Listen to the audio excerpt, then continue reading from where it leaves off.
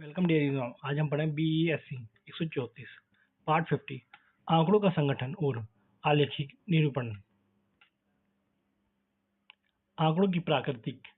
पूर्व की इकाई में हम विभिन्न प्रकार के आंकड़ों को जैसे प्राथमिक आंकड़े या द्वितीय आंकड़े, मात्रात्मक आंकड़े या गुणवत्तक आंकड़े के बारे में चर्चा कर चुके हैं। अब तक आप समझ चुके हैं कि मात्रात्मक आंकड़ों को बहुत से मनोवैज्ञानिक उपकरणों या परीक्षणों की सहायता से संग्रहित किया जाता है तथा आंकड़े प्राथमिक आंकड़ों के रूप में प्राप्त होते हैं। उदाहरण के लिए, यदि आप किसी भोजनालय द्वारा पेश किए जाने वाले भोजन के गुणवत्ता का मूल्यांकन करने के लिए किसी को कहते हैं तो उत्तर देने वाले इसे 1 से 5 तक पैमाने पर श्रेणी निर्धारित रेटिंग कर सकते हैं।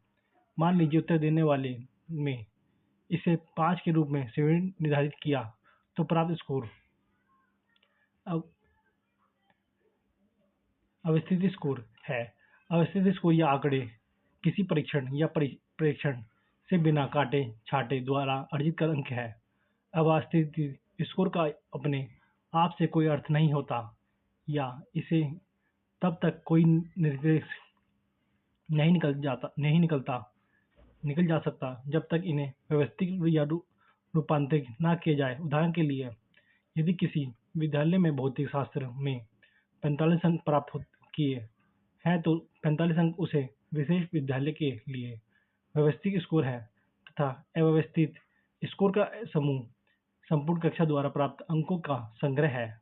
45 अंक अपने आप में कुछ भी प्रतिनिधित्व नहीं करता कि बच्चे ने कौन सा ग्रेड अर्जित किया है या कक्षा में कौन सा स्थान प्राप्त किया है। सांख्यिकीय निष्कर्ष निकालने के लिए हमें प्राथमिक आंकड़ों को परिवर्तन आंकड़ों में व्यवस्थित करना पड़ता है। व्यवस्थित आंकड़े मानदंडों के संदर्भ में एक व्यक्तिगत प्रदर्शन का संख्यात्मक विवरण है और प्रदर्शनों की तुलना करने में सहायता करता है। सतत आंकड़े इस प्रकार के आंकड़े वे हैं जिनका उपखंड में बांटकर भी निष्कर्ष निकल जा सकता है। सतत आंकड़े मापने को प्रदर्शित करने हैं और इसलिए उन्हें मूल्य की गणना नहीं की जा सकती, लेकिन इसमें माप जा सकते हैं।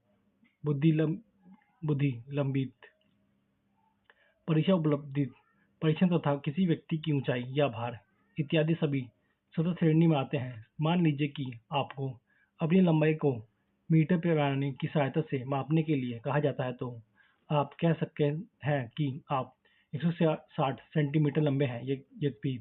यदि आप इसे भी शुद्ध माप कर सकते हैं तो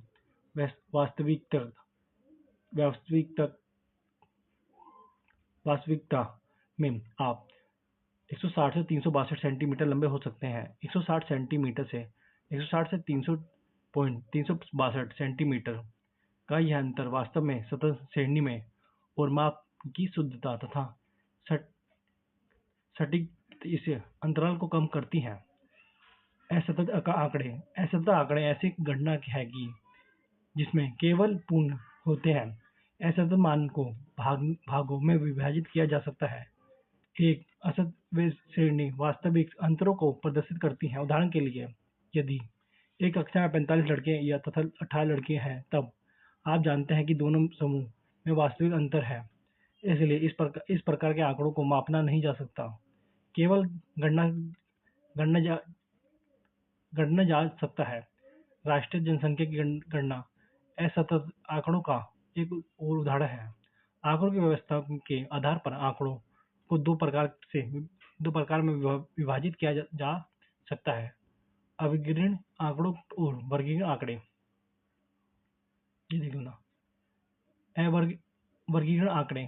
वर्गीकृत आंकड़े वह आंकड़े हैं जिनमें श्रेणियों या वर्ग अंतराल में व्यवस्थित किया जाता है। जब नमूने छोटा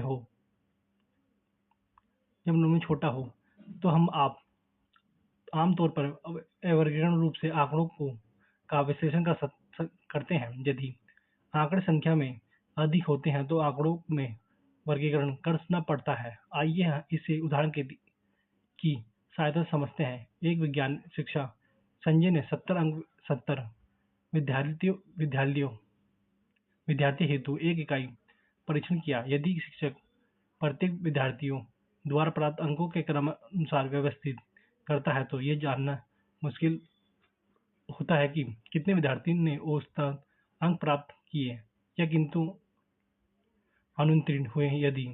परंतु यदि वह प्राप्तियों को वर्ग अंतराल में परिवर्तन करता है, उदाहरण के लिए जिन्हें विद्यालयों में 0 से 10, 10 से 20, 20 से 30 और इसी प्रकार अंक प्राप्त किए हैं तथा फिर उन्हें सारणी रूप से प्रस्तुत करते हैं तो उपलब्धि को आसानी से पहचाना जा सकता है। ये देख लेना एक बार। आंकड़ों को व्यवस्थीकरण।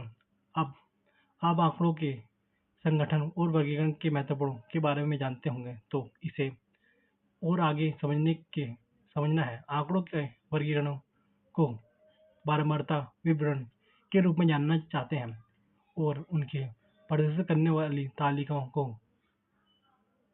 बारंबारता विवरण तालिकाओं के रूप में जाना जाता है। सामान्य आंकड़ों का वर्गीकरण दो रूप में किया जाता है: अवर्गीकरण बारंबारता वितरण, वर्गीकरण बारंबारता वितरण। अवर्गीकरण बारंबारता वितरण। इस प्रकार के बारंबारता वितरण को तब तैयार किया जाता है जब नमूना छोटा है, अर्थात कुछ निश्चित आंकड़े दोहराए जाते हैं। प्राथमिक आंकड़ों को आरोही या अवरोही क्रम में व्यवस्थित करते हैं। उसके बाद प्रत्येक मान के लिए मिलान टैली चिन्ह लगाया जाता है। आइए हम उसी उदाहरण के माध्यम से समझते हैं जिसे बर 15.3 में चर्चित किया गया है। ये ऐसा देख लेना एक बार। इसे भी देख लेना। वर्ग अंतराल के आकार की गणना। वर्ग अंतराल के आकार की गणना करने के लिए पहले वर्ग की संख्या का निर्धारण करके जिन्हें आप आंकड़ों को प्रस्तुत करना चाहते हैं। वर्गों की संख्या आंकड़ों के आकार पर निर्भर करती है। जिनका ज्यादा आंकड़ों का आकार होता है उतनी ही अधिक संख्या वर्ग की होती है। वर्ग अंतराल के आकार की गणना करने के लिए निम्नलिखित सूत्र को उपयोग कर सकते हैं। वर्ग अंतराल का आकार प्रसार ऐच्छिक वर्ग की संख्या। उपयुक्त उदाहरण में हम यह निगम कर सकते हैं। ये देख लेना एक बार। ये वही देख लेना। आंकड़ों का आलेखिक निरूपण। बहुत बार ये आंकड़े जटिल होते हैं तथा व्याख्या करने और समझने में कठिन होते हैं। उदाहरण के लिए उपयुक्त उदाहरण में विद्यालयों द्वारा प्राप्त अंकों को बारंबारता सारणी में व्यवस्थित किया गया है, परंतु कभी कभी यह उद्देश्य की पूर्ति नहीं करती क्योंकि यह जटिल होती है तथा देखने में आकर्षक नहीं होती। ऐसी स्थिति में आंकड़ों का आलेखिक निरूपण का उपयोग किया जाता है जो आकर्षक तथा रोचक है। आलेखीय निरूपण में आंकड़ों की ज्यामितीय चित्रों के रूप में प्रस्तुत किया जाता है जिन्हें आसानी से समझा जा सकता है, परंतु आंकड़ों का ज्यामितीय चित्र का आलेख बनाने के लिए उचित माप तथा अनुपात को ध्यान में रखने की आवश्यकता होती है। इस प्रकार उचित अनुपात एवं माप को ध्यान में रखते हुए संख्यात्मक आंकड़ों को आलेखिक निरूपण में बदलना संभव होता है। ये भी देखना आलेख और चित्र।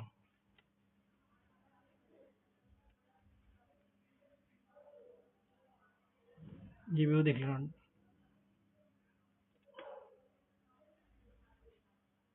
बाकी सब डायग्राम में थोड़ा ये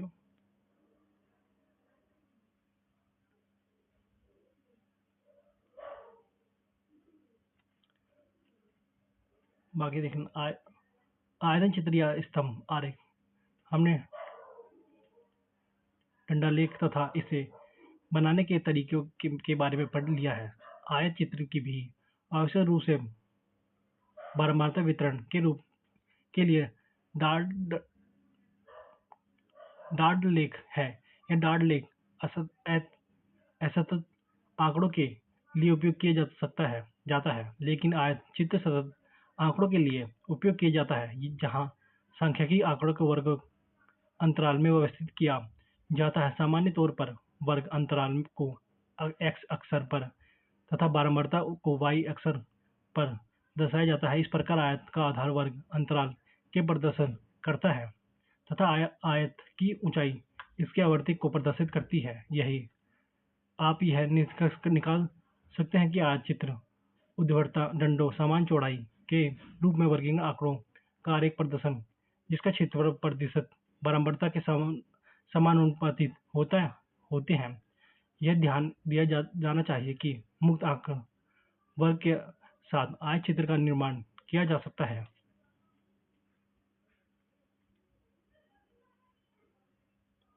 ये बात देख लेना।